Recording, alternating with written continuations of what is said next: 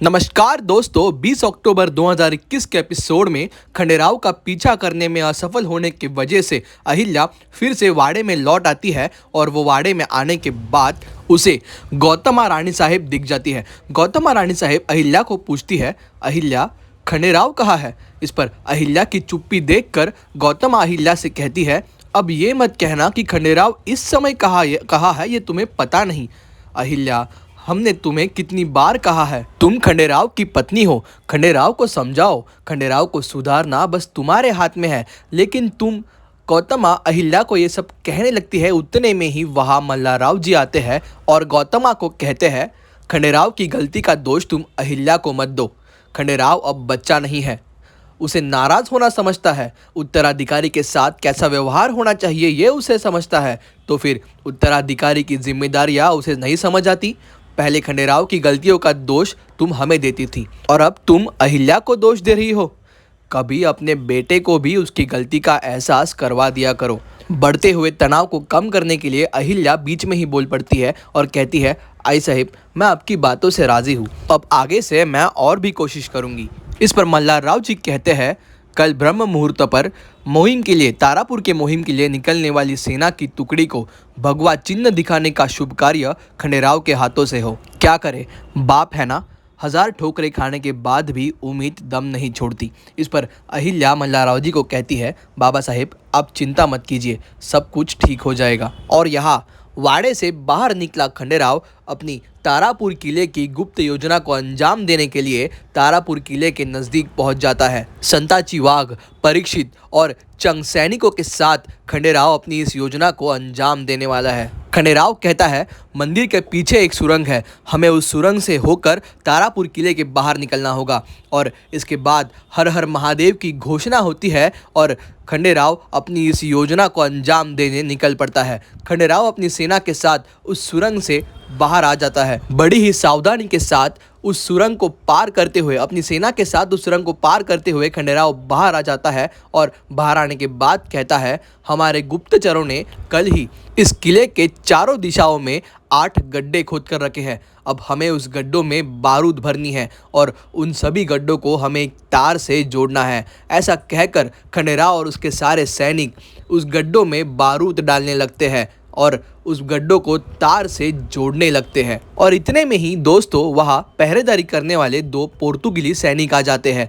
लेकिन वो पोर्तुगीली सैनिक वहाँ पहुँचे उसके पहले ही खंडेराव पेड़ पे, तो उसके कुछ सैनिक पेड़ पौधों के पीछे छुप जाते हैं और इसी की वजह से उन 2 पोर्तुगाली सैनिकों को कुछ भी पता नहीं चलता। उन दोनों के जाने के बाद फिर से खंडेराव और उसके सैनिक अपने काम पे लग जाते हैं। लेकिन दोस्तों जैसे ही खंडेराव का बारूद भरकर और उसे तार से जोड़कर हो जाता है, उतने में ही और 2 पुर्तगाली सैनिक वहां आ जाते हैं और उसमें से एक पुर्तगाली सैनिक को बारूद का गंध आने लगता है और इसीलिए वो नीचे ज़मीन पे देखता है तो उसे बारूद मिल जाती है। उसे इस योजना के बारे में पता चल जाता है, लेकिन उतने में ही वहाँ खंडेराव पीछे से आ जाता है और उस पुर्तगाली सैनिक को मौत के घाट उतार देता है। और दोस्तों यहाँ वाड़े में अहिल्या बहुत चिंतित है, क्योंकि उसे ये लग रहा है कि खंडेराव कहीं कुछ गलत काम ना कर दे या फिर ऐसा कुछ काम ना कर दे जिसमें उसके जान को खतरा हो। लेकिन यहाँ खंडेराव अपनी शूरता और बहादुरी का परिचय देते हुए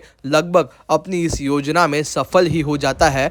अपनी योजना की पूरी तैयारी होने के बाद उस बारूद को आग लगाते हुए खंडेराव कहता है, अब होगा असली धमाका और इस धमाके में तारापुर किले की बुनियाद हिल जाएगी। और दोस्तों इसके बाद सीधे वाड़े पे ब्रह्म मुहूर्त का यानी सुबह का सीन दिखाया गया है। अहिल्या खंडेराव को जगाने के लिए खंडेराव के कक्ष में पहुंचती है, लेकिन वो देखती है कि खंडेराव अभी तक सोया हुआ है। अब उसे ये बात तो पता नहीं है कि खंडेराव कल पूरी रात तारापुर किले के मुहिम पे था। उसे यही लगता है कि खंडेराव उठ नहीं रहा है, हमेशा की तरह उसने कल रात को भी नशा ही किया है, इसीलिए वो आज भी सुबह उठ नहीं रहा है। वो खंडेराव को जगाने की कोशिश करती है और कहती है, बाबा साहेब ने मुहिम को निकलने वाली टुकड़ी को भगवा चिन्ह दिखाकर रवाना करने का मान आपको दिया है, उठिए ना छोटे सूबेदार जी। लेकिन खंडेराव उठता ही नहीं। और दोस्तों जैसे ही अहिल्या कक्ष से बाहर जाती है तभी खंडेराव का जला हुआ हाथ हमें दिखाई देता है। और यहाँ